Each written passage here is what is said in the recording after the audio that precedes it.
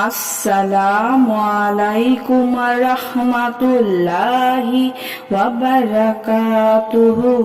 সুপ্রিয় ইসলামিক আমলের যাত্রীবৃন্দ, আশা করি আল্লাহর অশেষ মেহেরবানি ও দয়ায় আপনারা সবাই ভালো আছেন।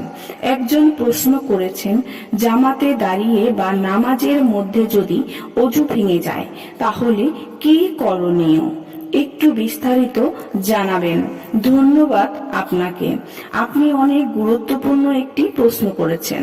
চলুন আমরা জেনে নেই, আপনি নামাজরত অবস্থায় এর মধ্যেই যদি অজু ভেঙে যায় তাহলে আপনি কি করবেন। আমরা জানি নামাজ চলাকালীন অবস্থায় কাতারের সামনে দিয়ে হাঁটা অবৈধ। এইটা অনেকেই জানেন না হয়তো।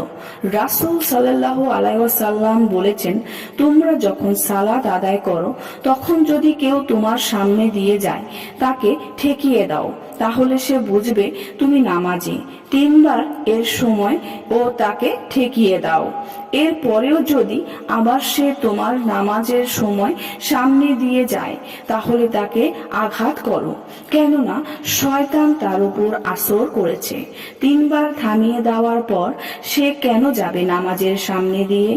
এইটা হচ্ছে একা একা যখন সুন্নত নামাজ পড়বেন বা একা একা যখন ফরজ সালাত আদায় করবেন, তখন আপনার সামনে দিয়ে কেউ হাঁটতে পারবে না। রাসূল সাল্লাল্লাহু আলাইহি ওয়াসাল্লাম একজন নামাজরত ব্যক্তির সামনে দিয়ে হাঁটলে কি পরিমাণ গুনাহ হয় সেটা যদি সে ব্যক্তি জানতো তাহলে 40 বছর সে সেখানে দাঁড়িয়ে থাকতো, নামাজের সামনে দিয়ে সে হেঁটে যেত না। জামাত চলাকালীন সময়ে যদি অজু ভেঙে যায় তখন যারা কাতারে নামাজ পড়ছে সে কাতারে কোনো এক পাশে দিয়ে গিয়ে অজু করে আবার নামাজে অংশগ্রহণ করতে হবে।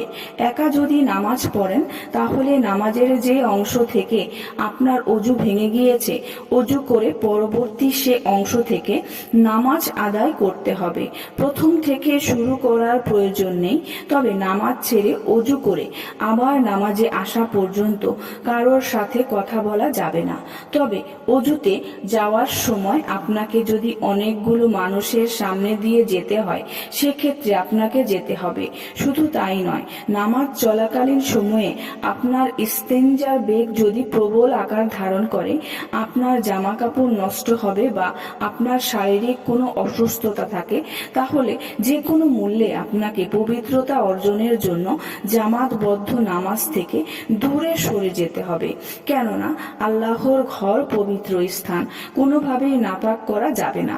একান্তই যদি আপনি মজবুর হয়ে না যান, মজবুর হয়ে না গেলে অর্থাৎ এমন অবস্থায় আপনি চাইলে নামাজরত মুসল্লিদের কাতার দিয়ে হেঁটে যেতে পারবেন, কারণ আপনি পরিস্থিতির শিকার। মহান আল্লাহ রব্বুল আলামিন আমাদের সকল ব্যাপার জানেন, বুঝেন এবং দেখেন। নিঃসন্দেহে তিনি ক্ষমাশীল। সুপ্রিয় সম্মানিত দর্শক ও শ্রোতা, আশা করি ভিডিওটি ভালো লেগেছে।